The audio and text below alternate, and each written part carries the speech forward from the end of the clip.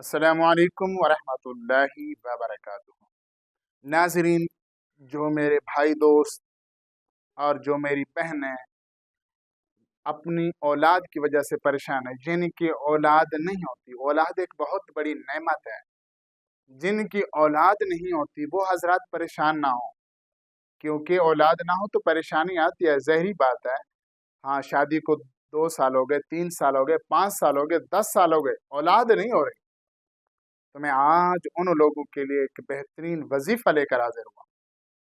جن کی اولاد نہیں ہوتی نا، وہ اس وظیفے کو ضرور کریں۔ وہ وظیفہ میں آپ کو بتانے لگا ہوں، وہ وظیفہ کیا ہے اور کس طرح کرنا ہے۔ وہ وظیفہ آپ نے دن کا ایک وقت مقرر کر لینا ہے، چاہے صبح کا وقت ہو چاہے شام کا وقت ہو، آپ نے ایک وقت مقرر کر لینا ہے۔ آپ نے کیا کرنا ہے کہ سورۃ فاتحہ 100 مرتبہ پڑھنی ہے۔ ہاں، اول آخر 11 مرتبہ درود ابراہیمی ضرور پڑھنا ہے۔ اول آخر 11 مرتبہ درود ابراہیمی ضرور پڑھنا ہے۔